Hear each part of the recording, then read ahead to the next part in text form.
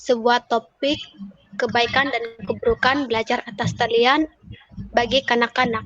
Sebelum itu, saya ingin memperkenalkan rekan-rekan saya yang ingin berbahas pada pagi ini dari pihak kerajaan dan pihak pembangkang. Oke, terima kasih. Saya Jennifer sebagai Ketua Kerajaan. Saya Wandiana sebagai ahli kerajaan. Tikamka dari Wakil Kerajaan. Saya Sera dari pihak kerajaan. Oke, selamat pagi. Saya Divina Grace sebagai Ketua Pembangkang pada hari ini. Oke, saya dari pihak pembangkang yaitu Saranderias. Saya dari pihak pembangkang, Karen Jen.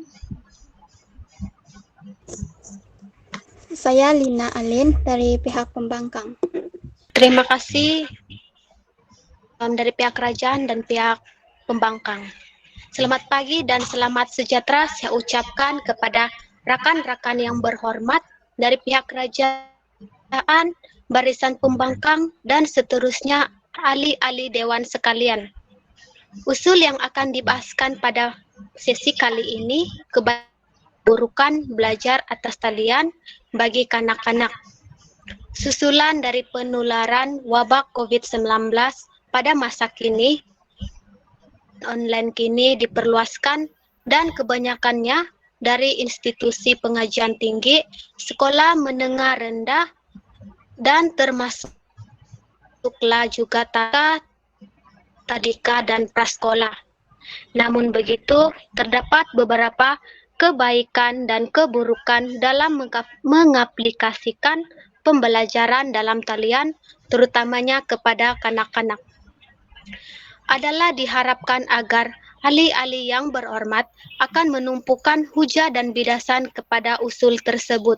Dengan ini, saya mempersilakan Menteri Kerajaan tampil untuk mengemukakan usul perbahasan, menyampaikan definisi, dan membahaskan isu tersebut bagi pihak kerajaan. Mempersilakan. Oke, terima kasih kepada Hakim yang arif lagi bijaksana. Di sini saya akan memberikan penerangan susulan untuk definisi bagi pembelajaran. Yang pertama, pembelajaran ini merupakan satu proses untuk memperolehi ilmu pengetahuan ataupun kemahiran. Menurut daripada tokoh Robert M. Gagne pada tahun 1970, The Conditions of Learning, ia merujuk kepada satu penambahan tingkah laku dan juga kebolehan seseorang yang dapat dikekalkan, tidak termasuk dengan proses pertumbuhan. Seperti yang kita tahu juga, proses pembelajaran ini dia terbahagi kepada dua cara, yaitu yang pertama adalah proses pembelajaran secara formal dan juga pembelajaran secara tidak formal.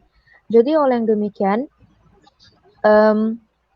terdapat juga di sini ada penerangan yang menekankan bahwa pembelajaran ini dia boleh dilakukan sama ada di sekolah ataupun melalui daripada media massa. Terima kasih. Oke, sekarang kita masuk dari pihak pembangkang untuk menghuraikan isu. Oke, maafkan saya tadi. Terima kasih yang arif lagi bijaksana, yang saya hormati barisan kerajaan dan rekan pembangkang sekalian. Selamat pagi dan salam sejahtera saya ucapkan. Seperti mana yang kita tahu, pembelajaran secara atas talian mempunyai kebaikan yang tersendiri. Tetapi, adakah kita sadar bahwa belajar secara atas talian ini ataupun online juga memberi kesan buruk kepada pelajar, khususnya kanak-kanak? Pada hari ini, kami daripada barisan pembangkang akan menyuntik kesadaran semua bahwa kita tidak seharusnya merasa nyaman dengan norma baru ini. Yang berhormat barisan kerajaan haruslah mempertimbangkan isu ini. Sekian dan terima kasih. Terima kasih dari Barisan Pembangkang yang sudah menguraikan pendapat mereka. Sekarang kita masuk dari pihak kerajaan. Oke, terima kasih kepada Hakim yang arif lagi bijaksana serta Barisan Pembangkang yang dihormati. Sekarang saya akan susulkan pendapat saya. Seperti yang saya tekankan tadi, proses pembelajaran ini dia terbahagi kepada dua proses, yaitu pembelajaran secara formal dan juga pembelajaran secara tidak formal. Di mana pembelajaran formal ini dia menekankan sekolah sebagai pusat yang utama untuk anak-anak belajar. Manakala tidak formal pula dia ditekankan dia menerusi ataupun melalui media massa seperti yang lebih tepat adalah belajar di atas talian. Jadi oleh yang demikian, terdapat beberapa kebaikan yang dapat diperoleh melalui belajar atas talian. Yang pertama adalah dari segi masa, masa yang fleksibel di mana guru-guru dapat berkomunikasi dengan ibu bapak untuk membuat ataupun mencipta satu jadwal dan menetapkan masa yang sesuai untuk anak-anak itu belajar. Sebagai contoh, mereka memberikan masa pada waktu pagi jam 8 hingga 10 untuk masa anak-anak belajar, dan pada waktu petang mereka membuat masa dari jam 2 sampai 3 petang. Untuk keberkesanan tempat pula, seperti yang kita tahu, sekolah adalah merupakan pusat yang terbaik untuk anak-anak belajar. Namun begitu, disebabkan oleh pandemi COVID-19 yang sekarang sedang melanda tempat kita, tempat yang sesuai untuk dipilih di dalam rumah adalah membuat mini library ataupun mini perpustakaan untuk anak-anak belajar. Ini adalah untuk membantu anak berada di dalam sekolah dengan suasana yang tenang, selesa, dan juga selamat. Oke, itu saja daripada saya. Terima kasih. Adakah dari pihak pembangkang akan bersetuju pendapat dari pihak kerajaan? Oke, saya dari pihak pembangkang sedikit banyak tidak bersetuju dengan cadangan yang telah diberikan. Oke, yang pertama adalah tentang persekitaran pembelajaran kanak-kanak. Seperti yang barisan kerajaan telah sedia maklum bahawa sebelum ini kanak-kanak belajar di dalam kelas masing-masing. Tetapi akibat daripada pandemik ini, kanak-kanak terpaksa belajar di rumah masing-masing. Oke. Disebabkan itu, perubahan tempat belajar telah membuatkan keselesaan pelajar kurang dan tidak dapat melanjutkan pelajaran mereka. Buat ibu bapa yang berkemampuan, mereka boleh menyediakan mini library seperti yang dimaklumkan oleh pihak kerajaan. Tetapi pada pihak ibu bapa yang tidak berkemampuan, mereka terpaksa memberi tempat yang secukupnya kepada anak-anak mereka. Seperti mereka hanya dapat belajar di bilik, di meja makan ataupun di lantai. Ya, sekarang saya masukkan kepada masa yang seperti jadwal yang diberikan oleh guru. Oke, buat yang pelajar-pelajar yang berada di pendalaman, mereka susah untuk mendapat maklumat karena keadaan rangkaian yang tidak memuaskan. Okay, walaupun guru-guru telah memberi jadual kepada anak-anak terlebih dahulu, kadang-kala kelas terpaksa dibatalkan oleh sebab-sebab tertentu oleh guru-guru. Itu akan menyebabkan kanak-kanak yang berada di pendalaman tidak dapat maklumat yang secepatnya mungkin. Karena mereka terpaksa pergi ke tempat yang sesuai untuk mencari rangkaian internet. Okey, pada minggu lepas saya telah meninjau ke kawasan pendalaman dan saya telah menjumpai sekelompok kanak-kanak berada di perhentian bus. Apabila saya bertanya, mereka mengatakan bahwa mereka sedang menjalankan kelas online dan mencari maklumat tentang pelajaran mereka. Oke, seterusnya saya pergi lanjut lagi ke dalam kawasan pedalaman itu dan menjumpai juga segelintir kanak-kanak yang berada di pinggir jalan dengan berteduhkan sebuah payung dan mereka mengatakan bahwa mereka sedang menjalani kelas online. Oke. Ia membuatkan suasana pembelajaran mereka menjadi sangat tidak selesa dan pemahaman mereka tentang pembelajaran juga tidak dapat menjadi lebih baiklah. Oke, terima kasih. Terima kasih pendapat dari pihak pembangkang sebentar tadi. Sekarang kita masuk dari barisan kerajaan, sekiranya ada pendapat yang ingin diberikan. Saya ingin menambah pendapat bahwasanya belajar secara online mempunyai kebaikan seperti memudahkan mereka mengulang kaji pelajaran. Sekiranya pelajar tidak paham ataupun terlupa, mereka boleh mengulang, lihat semula topik pelajaran yang telah mereka pelajari sebelumnya. Kadang-kadang ada sesetengah pelajar yang malu bertanya dan mereka tidak suka untuk bertanya ulang benda yang sama berulang kali. Tetapi dengan belajar online, pelajar bebas mengulang melihat banyak kali video pelajaran mereka di mana saja mereka berada. Sekian pendapat dari saya. Terima kasih dari barisan kerajaan. Saya sebagai pembangkang membantah tentang pendapat tadi. Sejak PKP ini, semua pelajar telah meneruskan pembelajaran dalam talian. Ini akan menyebabkan kanak-kanak atau pelajar lain kurang berinteraksi dengan guru di dalam talian, kerana ini menyebabkan mereka kurang berminat dalam belajar. Juga, mereka akan hilang fokus tentang pembelajaran tersebut, apa yang guru berikan kerja sekolah bagi mereka. Sekian, terima kasih. Saya akan teruskan. Dan saya dari pihak penyokong ingin membahas tentang kos yang rendah melalui belajar secara online ini.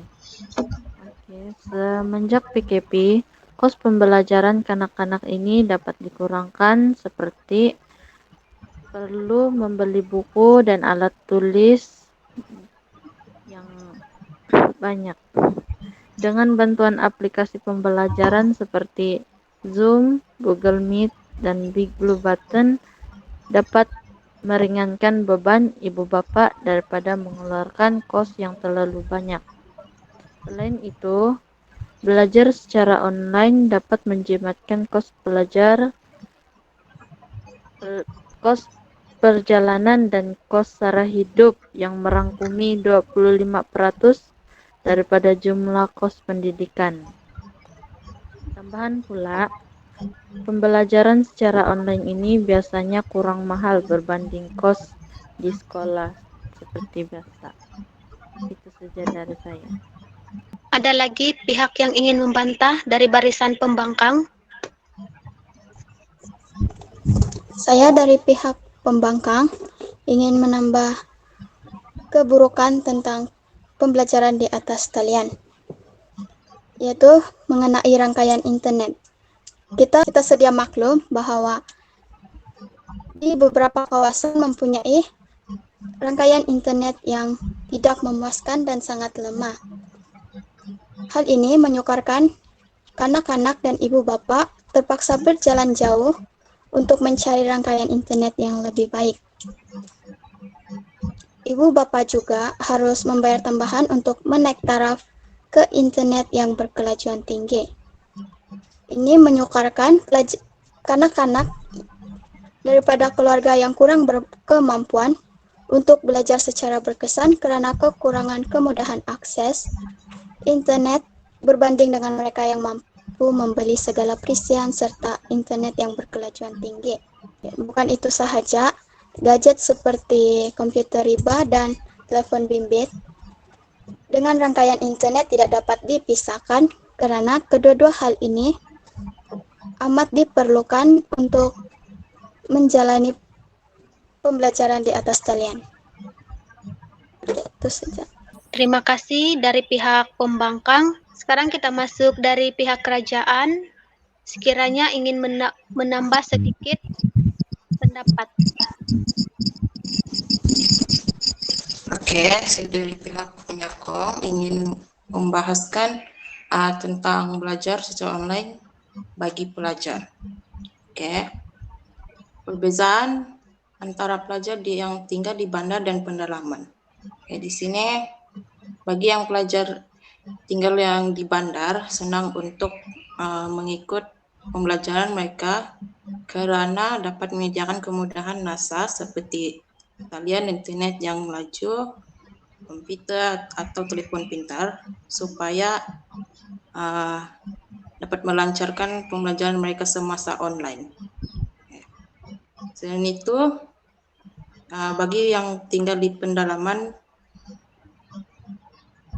contohnya seperti perkampungan lah, kemungkinan pelajar di kawasan itu tidak dapat mengikut sebarang pembelajaran mereka berbanding rekan-rekan mereka di bandar. Contohnya kemungkinan hujan lebat sampai tidak dapat mencapai internet, malah tidak juga mempunyai sebarang rangkaian talian berkomunikasi.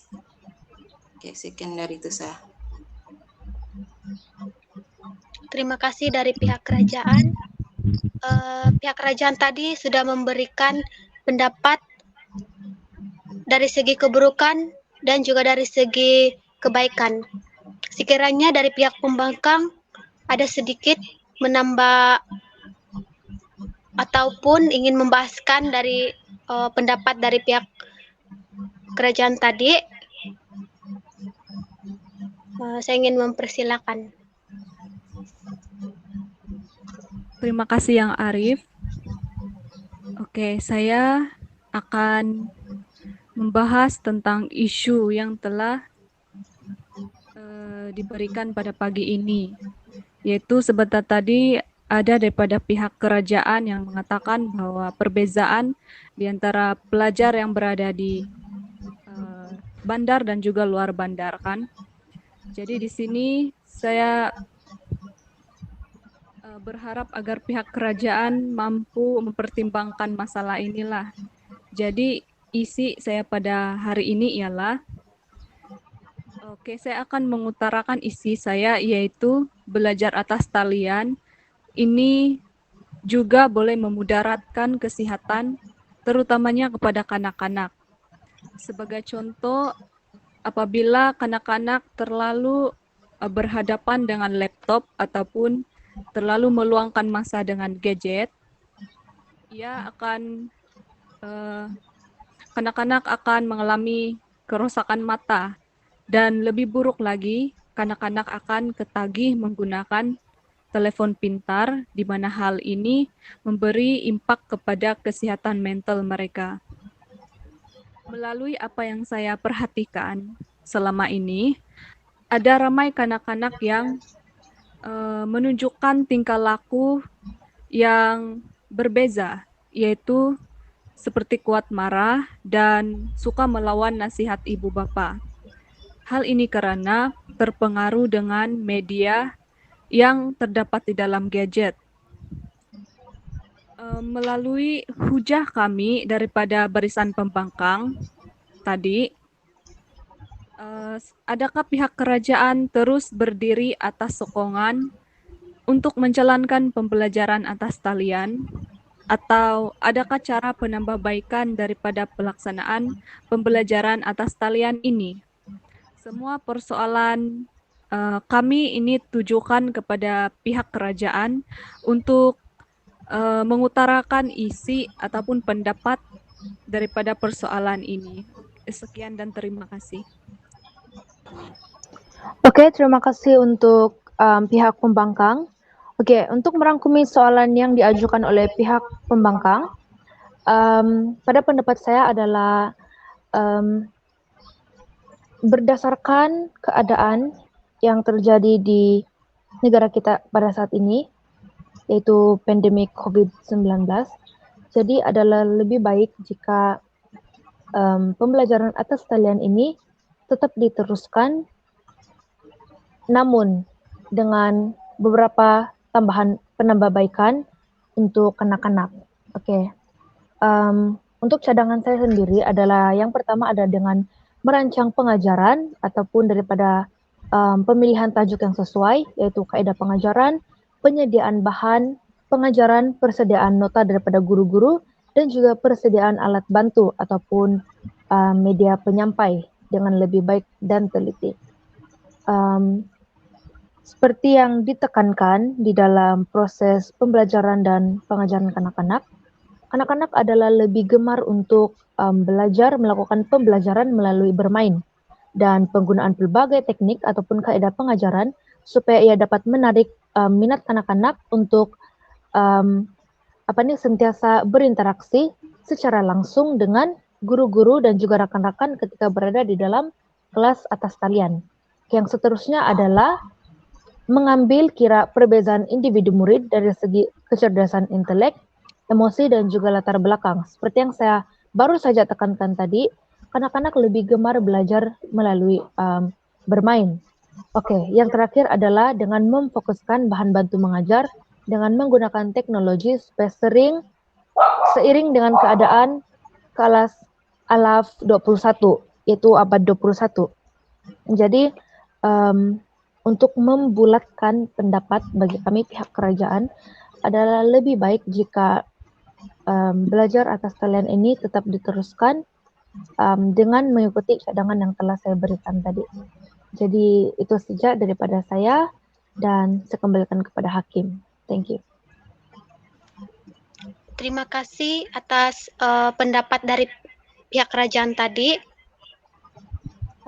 Sebelum saya ingin menutup perbahasan kita pada pagi ini, saya ingin memberi sedikit kesimpulan bahwa ada juga kebaikan dan keburukan belajar atas talian bagi kanak-kanak. Berdasarkan pendapat kedua pihak tadi, mereka sudah menegakkan pendapat masing-masing. Dengan ucapan penggulungan oleh pihak kerajaan itu, maka berakhirlah persidangan Dewan kita pada kali ini. Semoga perbahasan kita tentang keburukan dan kebaikan belajar atas talian dapat diperbaiki lagi pada masa akan datang.